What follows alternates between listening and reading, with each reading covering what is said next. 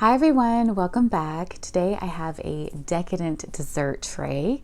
I went to the chocolate factory and I got some interesting things. I love candy apples, caramel apples, chocolate. Over here I have a caramel peanut green apple. This one is caramel, almond, white chocolate drizzle and chocolate, milk chocolate. On a green apple as well, I have some dark chocolate covered cherries, milk chocolate covered cherries, a little bit of white chocolate drizzle. I've got a pretzel over here. They cut this apple up for me so I can neatly pull it apart and eat it. And then I have this Rocky Road, I think, Rice Krispie treat. This all looks so good. And I have a story time for you guys today. It's another original that I wrote. It seems you guys really enjoyed my last short story, so I went ahead and completed another one that I had been working on, and I'm excited to share it with you. If you're new here, my name is Kina, and every Saturday and Monday, when I'm not slacking, I upload relaxing dessert videos. This is a time for you guys to come home after a long day of work or school or kids or whatever. Kick your shoes off, let your hair down, throw that bra across the room and just get comfortable. It's a time of indulgence and relaxation. Let's get started. I've got my coffee right over here. We'll get a little sip and then we'll get started.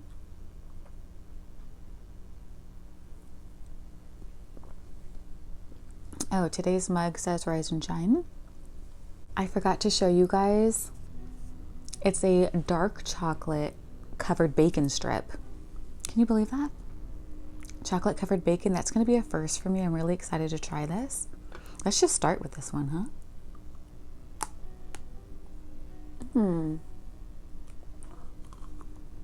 Oh, wow. Oh. I'm over here trying to break the stick.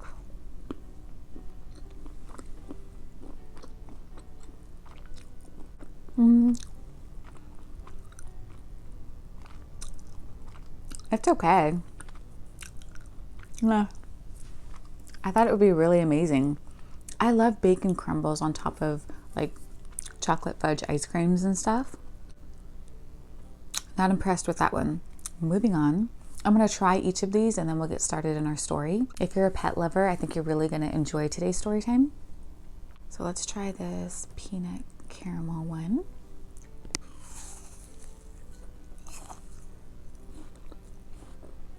I bit my lip. I'm fine. The almond.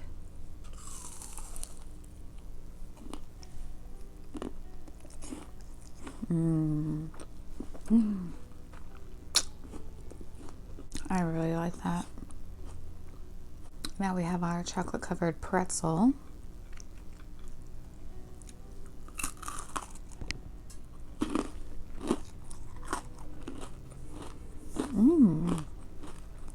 Oh yeah, I like that combination.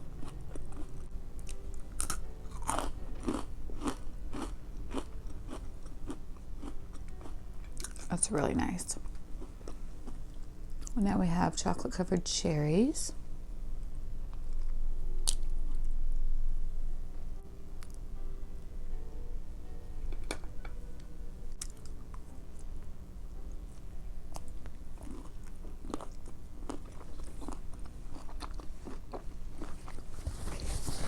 That's really good. That was a dark chocolate one. I'm such a big fan of fruit and chocolate.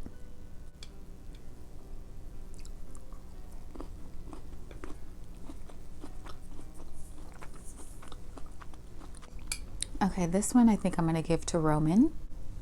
I ate his dinner last night. He had a couple of pieces of some chicken and then he just went downstairs and it had been sitting there for over an hour, so I thought he didn't want it, so I ate it. And he came back upstairs after a couple of hours and he's like, who ate my dinner? I felt so bad. I was like, I did. So as a peace offering to him, let me get him one of these Rice Krispie treats I think he really likes. But I'm just gonna take a little piece. He's probably gonna be mad about that. Like, and you took a piece of my Rice Krispie treat? I'm not gonna try it. I'm sorry, you guys. I need to leave that for him. What was I thinking?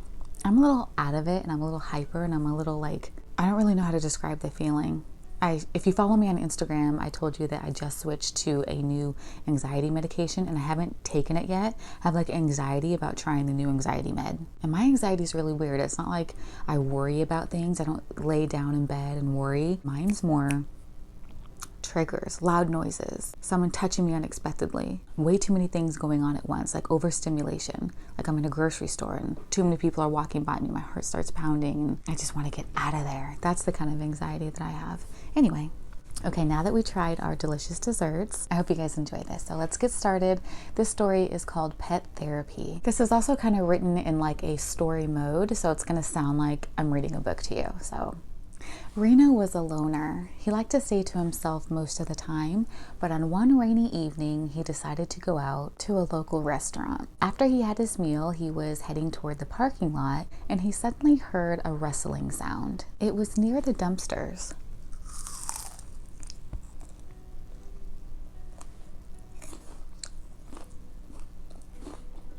As he approached the garbage area, he saw Alex. Now, Alex was missing a leg and he was digging through the dumpster behind the restaurant building. He was hungry and looking for something to eat. Around his collar was a dog tag that read Alex Frost. Reno thought that was the coolest name and decided to take his new pet home. He knew they would be the best of friends. Reno wanted to show Alex Frost that life could still be good. He just needed to stick with him. Remember that for the end of this story. Now, Reno knew that someone had loved Alex Frost at some time because he was using some sort of device to help him with his one leg, to help get him around. He assumed he was down on his luck and he was going to take care of him from then on. That next morning, Reno introduced Alex to the local dog park. This is where they played frisbee, catch, and they'd spend the entire day just enjoying the sunshine. Reno loved watching Alex chase the ball. He thought it was hilarious with his missing leg because Alex never let that get him down. He still ran for the ball, he still brought it back, and he never let it stop him from having a good time. They enjoyed a nice picnic on a blanket in the middle of the park, just enjoying each other's company, laying down, taking a mid-afternoon nap. This had become their normal routine, and they were very happy.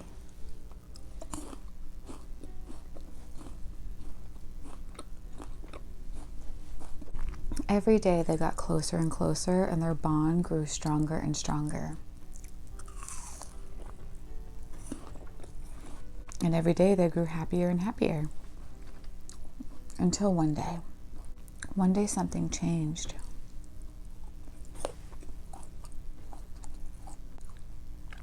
Reno always took Alex Frost out the same time every day for their morning walk, but Reno wasn't feeling very good this particular day. Actually, I think I'm gonna eat another cherry.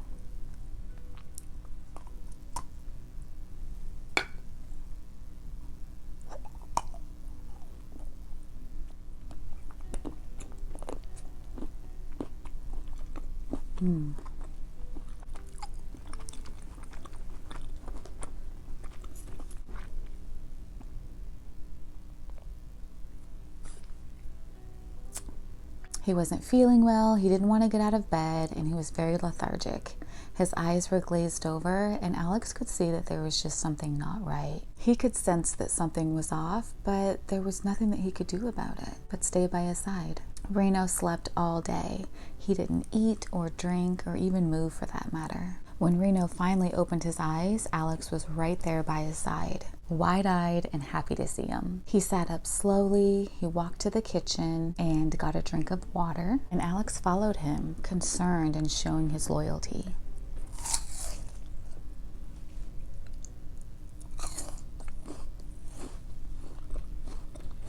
Reno drank, stood there for a moment, and slowly walked back to bed. He closed his eyes and he fell back asleep. Looking sad, Alex then laid down next to him and they both went to sleep until that next morning. When the sun came up, Alex Frost nudged Reno, but he didn't move. He gave him another nudge, still he didn't move. He was still breathing, so Alex decided that he was just going to go out for his normal walk. He wanted to get some fresh air and he would be right back to check on him.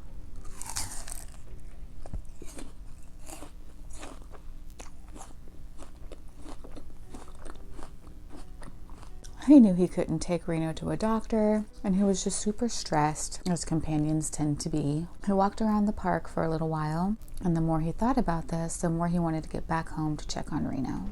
He was getting tired anyway, missing a leg and all. He had to exert more energy to get around, and he began walking back home. But he got a terrible feeling. His instinct was telling him that something was wrong. All he could think about was being by Reno's side, so he walked faster and faster. When he was across the street from his home, he suddenly stopped, and he saw Reno outside of the house right in the front yard. He was up, feeling better, on his feet outside getting some fresh air. He got so excited when he saw Alex Frost and started to run toward him. He takes off running full speed, wind blowing in his hair, and that's when everything suddenly started to move in slow motion. Alex Frost was across the street, standing next to the fire hydrant, frozen in fear. He saw Reno, full of excitement, running toward him, not paying attention. Reno runs through the street, and suddenly you hear a car slam its brakes, and the screeching noise filled the air. Alex Frost's heart drops, and silence just fills the air. Alex lets out this wailing cry and runs towards Reno. A man gets out of his car and is quick to apologize, saying he didn't see the dog in the road. "Reno!" Alex cries. "No." He looked at the stranger. "My dog! You hit my dog!" Hold on, you guys.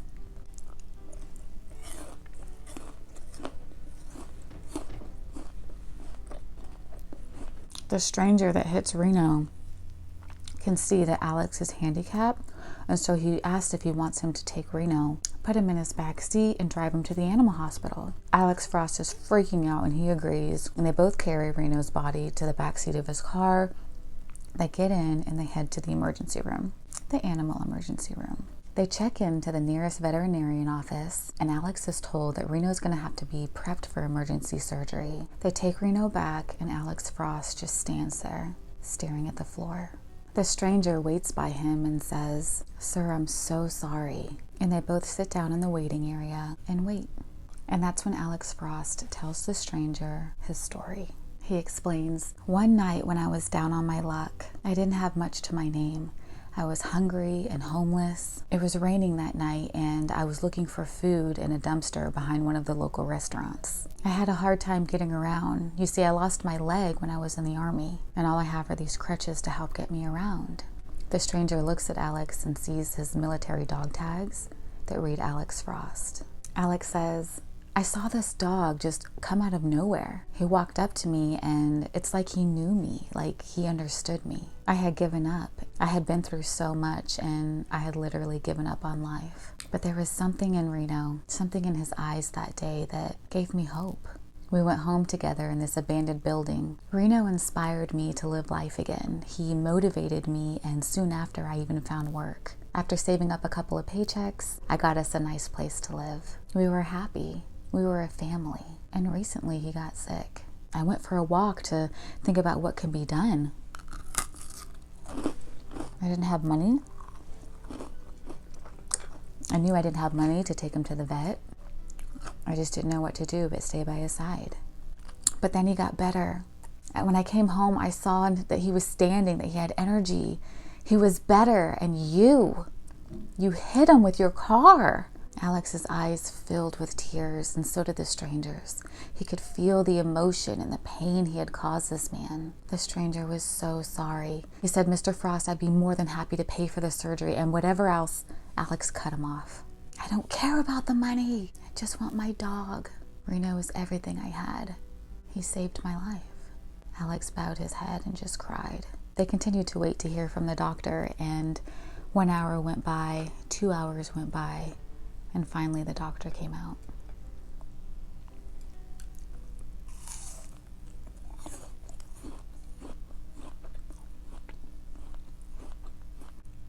Alex lifted his head slowly.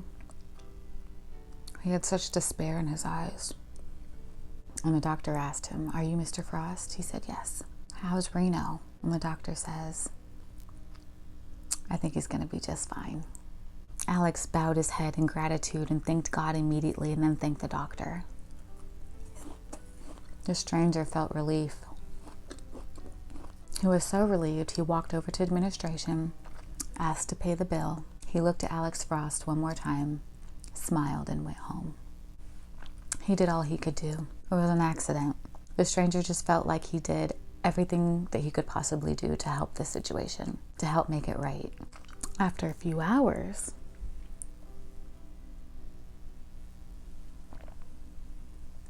Alex Frost was able to finally go see Reno.